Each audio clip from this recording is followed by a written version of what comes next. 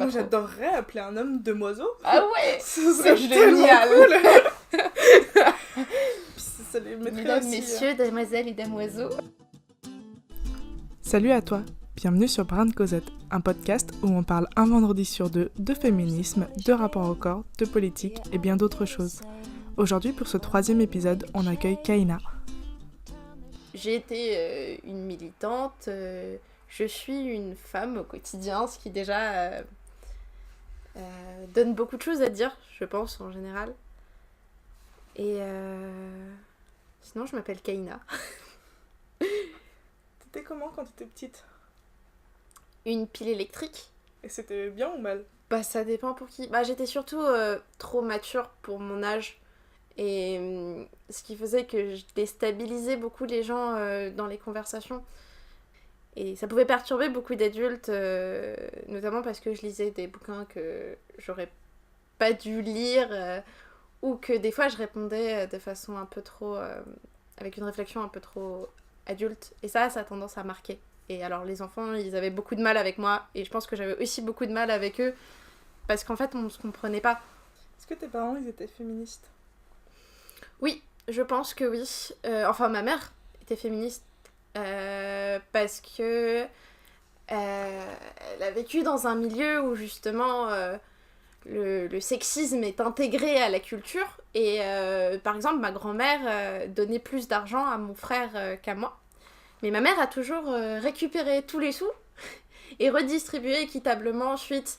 Elle a toujours veillé à ce que mon frère prenne pas de mauvaises habitudes et n'ait jamais une sensation de supériorité par rapport à moi parce que c'était un homme. Et c'est elle qui m'a permis de devenir ce que je suis maintenant, je pense. Est-ce que t'as un souvenir marquant d'injustice ou autre qui ont construit ton féminisme?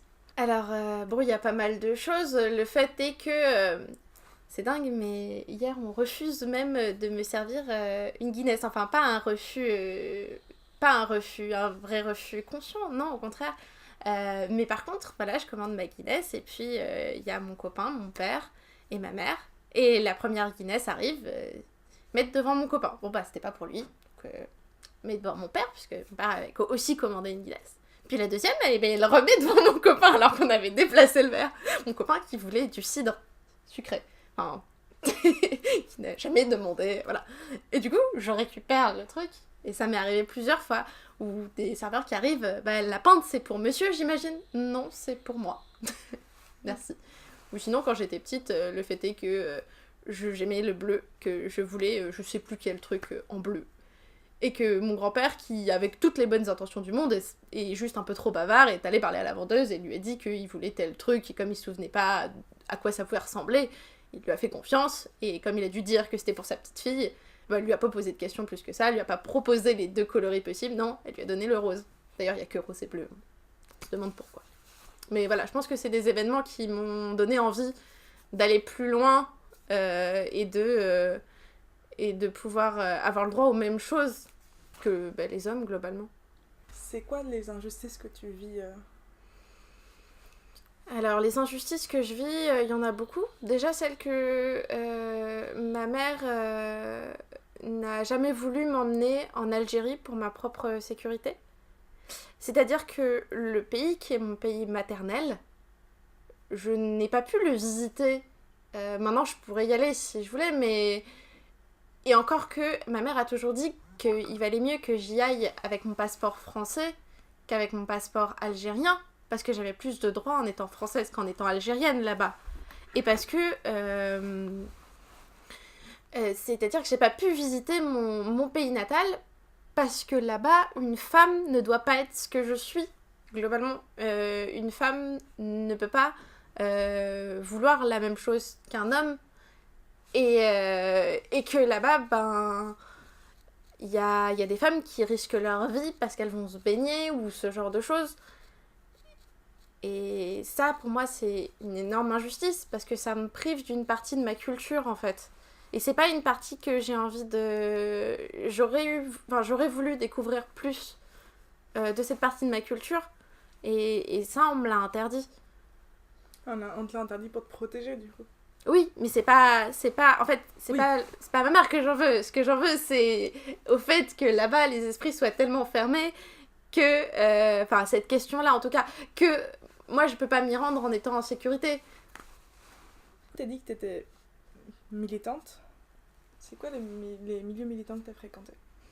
Alors, les milieux militants que j'ai fréquentés, ça a été l'UNEF, ça a été le SAP3, qui est un syndicat, d'université aussi. Ça a été, quand j'étais petite, différentes manifestations avec mes parents, différentes réunions où ils m'ont emmenée. Et c'est aussi dans la vie de tous les jours de lire certaines choses et de répondre. Je pense que pour moi, le militantisme, c'est aussi la pédagogie au quotidien, c'est-à-dire c'est-à-dire d'essayer de transmettre en fait ce que nous on a pu apprendre au quotidien. Voilà. Ok, est-ce que SAP3, UNEF et tout ça, c'était des milieux qui étaient des milieux militants féministes? Alors, je pense pas qu'on puisse dire qu'un milieu militant est féministe. En fait, un milieu militant, c'est rien de plus qu'un assemblage de gens qui, au final, sont des gens différents. D'ailleurs, parmi les gens qui se revendiquent féministes et parmi les gens qui se revendiquent pas féministes, on trouve des gens qui se revendiquent féministes et qui en sont très très loin, et des gens qui se revendiquent absolument pas féministes, qui pourtant portent beaucoup plus d'idées et de convictions que d'autres. Donc voilà, pour moi, c'est pas le milieu, c'est des gens. J'ai rencontré des gens féministes et d'autres pas. C'est quoi pour toi le féminisme? Alors, pour moi, le féminisme, et c'est pour ça que je dis pour moi, que toi tu me poses la question pour toi, parce que les gens m'énervent à me dire que ce n'est pas la définition, tout ça. C'est juste pour toi. Voilà. Bah, pour moi, le féminisme, c'est l'action des femmes de se libérer de l'oppression de la société sur elles. Autrement dit, je pense par exemple que seule une femme peut être féministe. Alors, je précise que je ne veux pas dire que les hommes doivent être exclus du militantisme sur le féminisme, parce que soutenir une cause, ce n'est pas forcément la même chose. C'est-à-dire que on peut aller dans une manifestation, on peut aller dans une action, on peut même aller dans une réunion, mais je pense que les hommes n'ont pas à être décisionnaires, par exemple, d'une action féministe, parce que dans ce cas-là, on en perd le sens.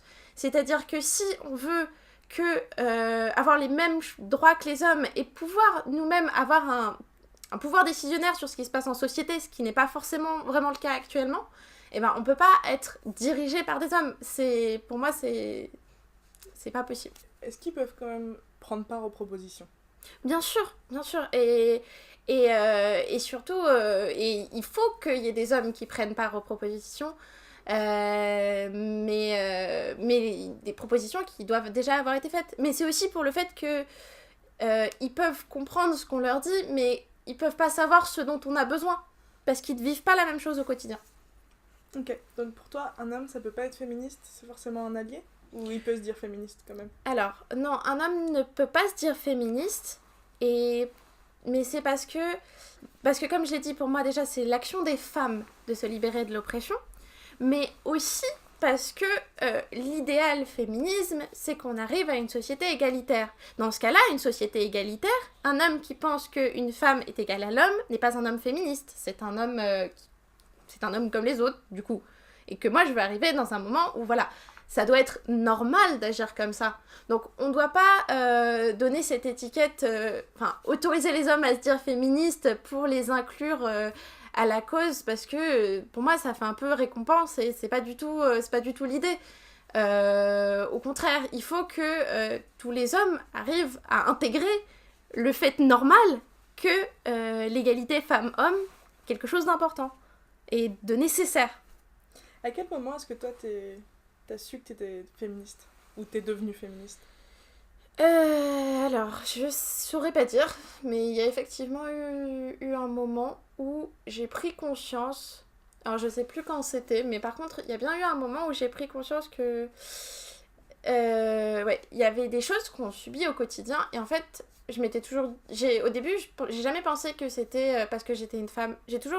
Avant, je me disais vraiment, ben non, je subis des oppressions, mais c'est en tant qu'être humain. Et je pense aussi le fait de ne pas avoir vu ça, c'est déjà enfin, c'est un peu différent. C'est-à-dire que pour moi, tous les êtres humains devraient être traités de la même façon. Donc en fait, ça m'a toujours paru absurde.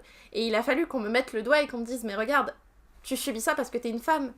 Et vraiment, c'est à ce moment-là que j'ai pris conscience et que j'ai voulu devenir féministe. Parce que je me suis dit, mais c'est absurde en soi, le sexisme. C'est quoi ton avis sur le mot mademoiselle ? Alors, c'est un peu bizarre, mais sémantiquement, c'est pas une bonne chose parce qu'il n'y a pas l'équivalent chez les hommes et aussi parce que c'est très intrusif étant donné que c'est on appelle madame une femme qui est soit mariée, soit a des enfants, donc plus ou moins dont la virginité n'est plus là de façon officielle, donc je trouve que c'est quand même super intrusif. Par contre, phonétiquement, je trouve ça super joli. Du coup, je trouve ça dommage. Je pense qu'on devrait plutôt mettre l'équivalent chez les hommes plutôt que de le supprimer. Oui, quelqu'un qui pense comme moi. Parce que c'est vraiment trop joli de se faire appeler mademoiselle et que je me trouve un peu jeune pour me faire appeler madame quand même. J'aime pas Moi, trop. j'adorerais appeler un homme demoiseau. Ah ouais. Ce serait génial. Cool.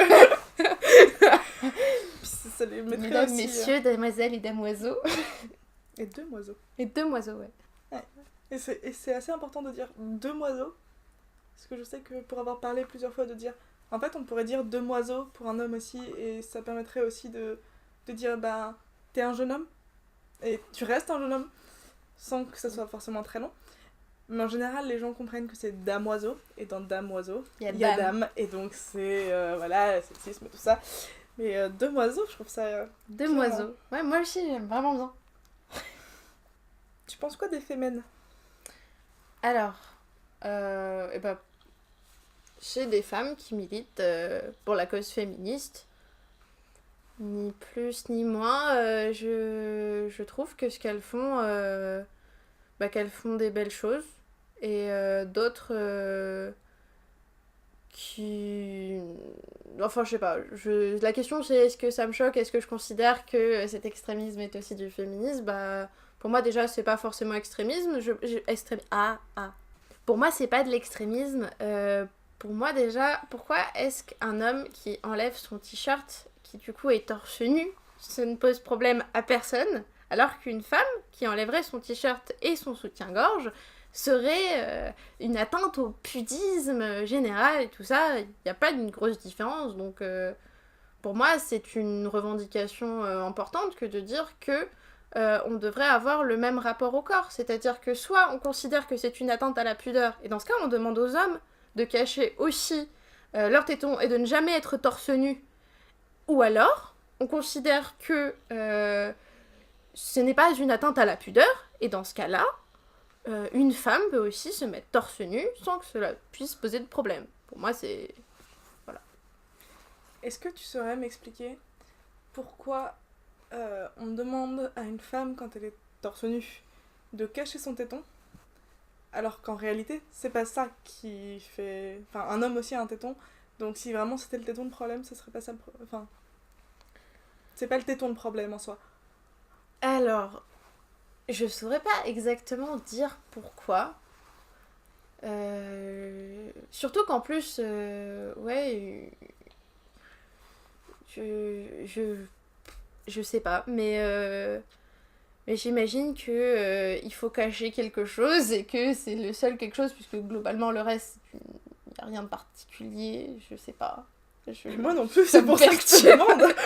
Non, mais comme je disais tout à l'heure, moi je vois pas le problème, pourquoi les femmes pourraient pas être torse nu.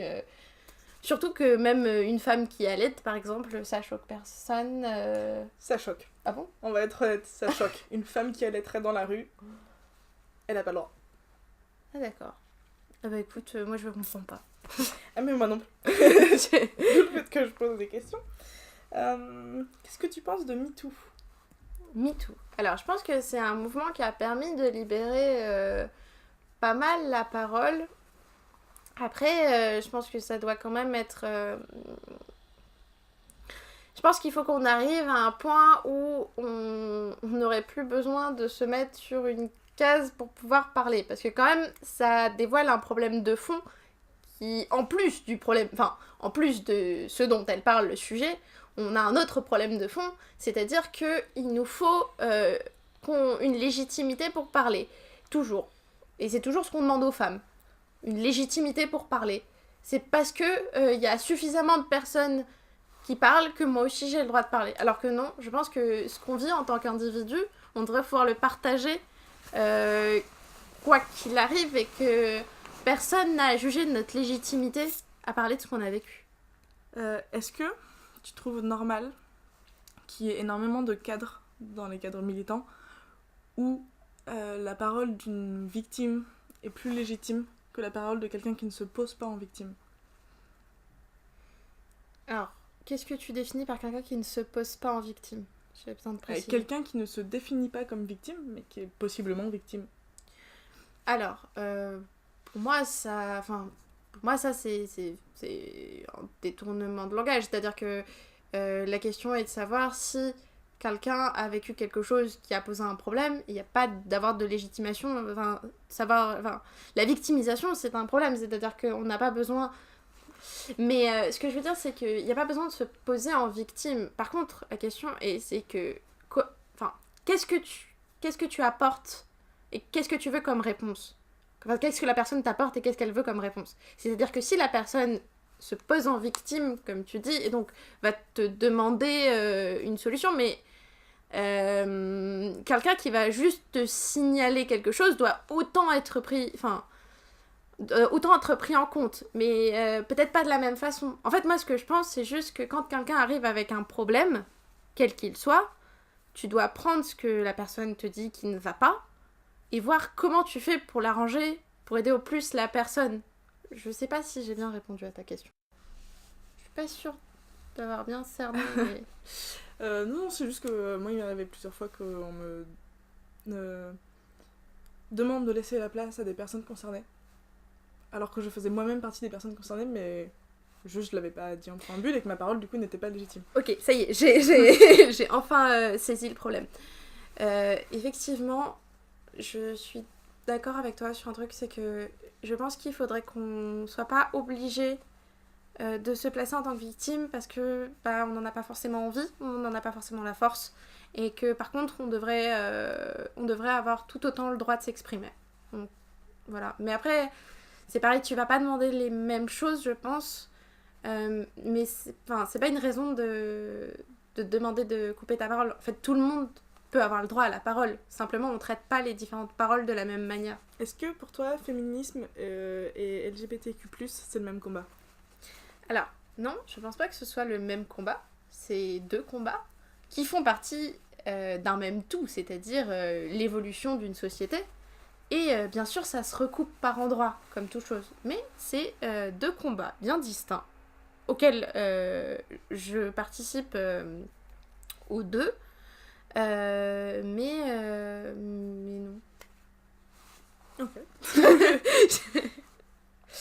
Si, il y a quelque chose qui est du coup dans les deux et qui serait dans le même combat, c'est que je pense que c'est important que toute personne qui ait été femme ou qui soit devenue femme soit inclus dans le féminisme. Et pour moi, le féminisme lutte aussi pour ces personnes-là. Mais c'est pas le combat LGBT, c'est le combat féministe de ces personnes en tant que femmes.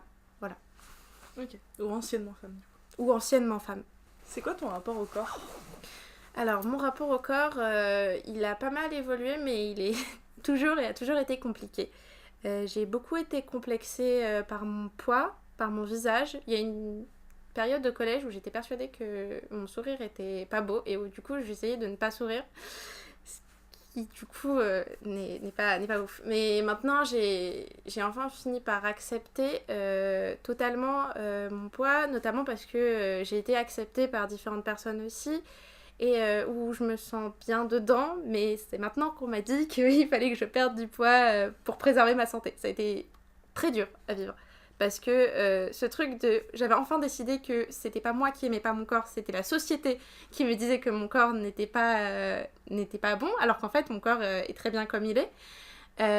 Et en fait maintenant, je me rends compte que bah oui, mais je vais être obligée de de me séparer de ce qui finalement fait partie de moi. C'est-à-dire que j'arrive pas à m'imaginer sans mes rondeurs, parce que pour moi, ça fait partie de moi. Si j'avais vraiment voulu perdre du poids à un moment donné, je l'aurais perdu. Mais je le voulais pas vraiment. C'est les autres qui le voulaient pour moi, que j'ai fini par intégrer comme étant mon avis. Et du coup, c'est un peu dur. Surtout que, comme j'ai pas mal d'eczéma, j'ai beaucoup de cicatrices. Donc, elles sont pas permanentes, mais vu que ça se renouvelle, que c'est des allergies, ça m'aide pas à accepter mon corps. Donc, voilà. Ça fait combien de temps que tu as réussi à accepter tes rondeurs ? Je pense que j'ai réussi à les accepter en arrivant au lycée. Parce qu'en fait, je suis arrivée dans une classe théâtre, et où en fait, je me suis sentie vraiment acceptée, faisant partie d'un groupe, et où il y avait comme une sorte de protection vis-à-vis de l'extérieur, c'est-à-dire que on était ensemble, on n'était jamais seuls, et à partir de ce moment-là, j'ai compris que si je pouvais être aimée et acceptée par ces personnes, il n'y avait pas de raison que je puisse pas m'aimer moi-même, et ça, c'est une chose importante. Et aussi, j'ai découvert que quand on se trouve soi-même bien, qu'on se trouve beau, et ben les autres personnes ont tendance à nous trouver aussi, parce qu'en fait la beauté, c'est souvent plus une histoire de ce qu'on dégage que de ce qu'on est visuellement ou globalement. Donc du coup, en commençant à m'accepter, je me suis rendu compte que du coup le reste du monde commençait aussi à m'accepter, et que en fait le plus gros changement à faire, il restait à l'intérieur de moi. C'est quoi ton rapport au sexe ? Alors, mon rapport au sexe, c'est-à-dire plus précisément...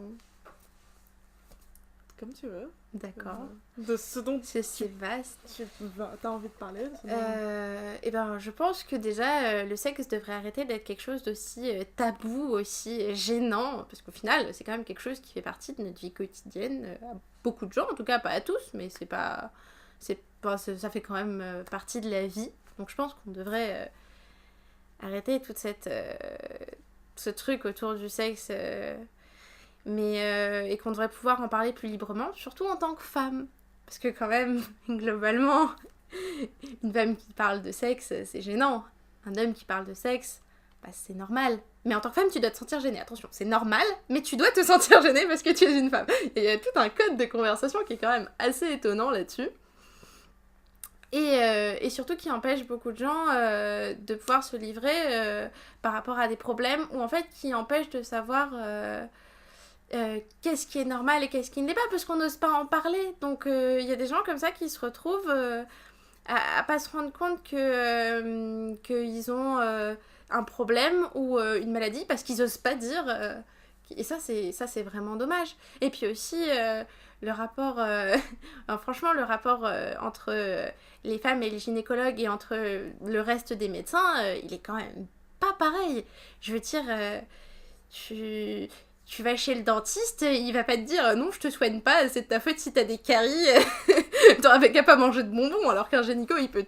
J'ai entendu des témoignages de femmes qui disaient que vous aviez qu'à pas aller faire tout partout. Et puis aussi, par rapport à un homme, on dit une femme qui a eu plein de relations, tout de suite, c'est une traînée, c'est sale, machin. Ça serait choquant si tout d'un coup on disait « Ah non, lui, il fourre sa bite partout, il est dégueulasse, hein !» On n'a jamais entendu ça d'un homme. Je trouve ça un peu étonnant. J'ai entendu une très jolie comparaison, où on a l'habitude de la comparaison de une porte qui est ouverte par toutes les clés. C'est franchement nul, alors qu'une clé qui ouvre toutes les portes, c'est franchement vachement bien. Et j'ai entendu la même chose avec un coton-tige. Une oreille nettoyée par plusieurs cotons-tiges, c'est bien. Alors qu'un coton-tige qui nettoie plusieurs oreilles, c'est franchement moyen. Je trouve que ça correspond à peu près à ce que tu dis. Ouais, c'est plutôt pas mal. Je trouve qu'il est important qu'on sache répondre, parce que je me le suis pris plusieurs fois dans la tête, le truc de si t'es une femme libérée sexuellement et tout. En fait, t'es une traînée. Mais alors qu'un homme libéré sexuellement, c'est absolument pas un problème, et c'est même la norme. Mais c'est même bien pour lui. Mais ce que je veux dire, c'est que qu'est-ce qu'on va avoir dans...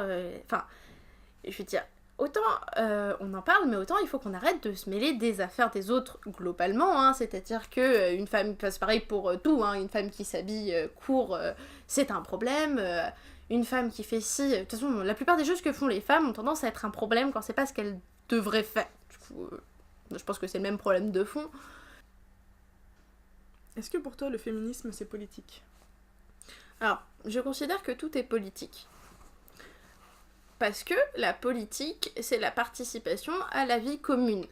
Donc, en étant militant et en combattant pour le féminisme, tu combats pour l'amélioration de la vie commune. Autrement dit, c'est politique. Voilà. Ok. Est-ce que tu te définis actuellement comme féministe ? Oui, tout à fait. Ok. Est-ce que t'as un type de féminisme dans lequel tu fais plus ou... Alors, je considère pas qu'il y ait des types de féminisme. Hein. Pour moi, il y a autant de féminisme que de femmes. Puis j'ai beaucoup de mal à me ranger en ce moment. Je trouve pas les cases. Je me sens... je me sens à la fois bien partout et mal partout dans les milieux militants. Donc, j'avoue, je cherche encore ma place. Quelles sont tes actions féministes au jour le jour ? Alors, mes actions féministes au jour le jour, ça va être...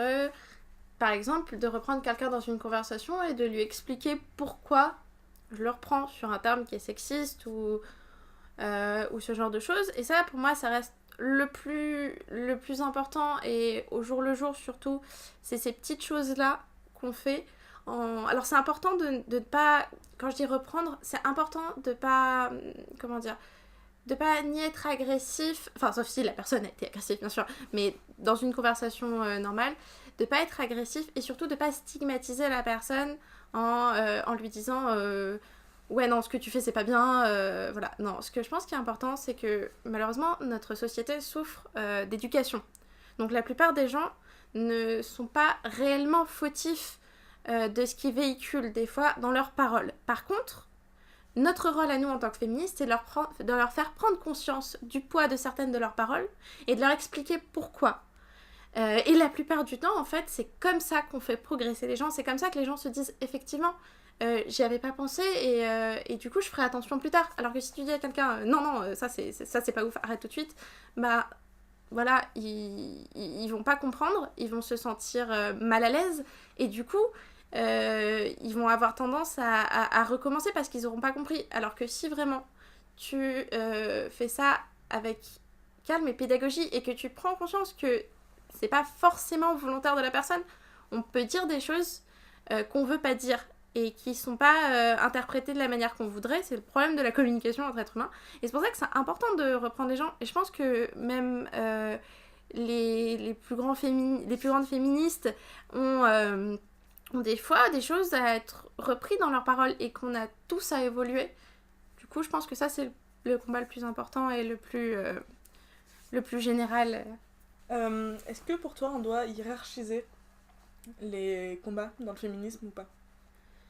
Alors, hiérarchiser les combats. Moi, je pense que chaque personne, dans son militantisme, inconsciemment ou consciemment, hiérarchise les combats par rapport à son vécu, par rapport à ce qui est important pour elle, par rapport à toutes ces choses-là. Donc le féminisme en général, je pense pas qu'il y ait de hiérarchisation à faire. Par contre, on peut pas se battre sur tous les fronts. Humainement, ce n'est pas possible. Donc chaque féministe va choisir ses combats et ses actions prioritaires et les mener à bien. Est-ce que tu as un exemple de personne inspirante pour ton féminisme ?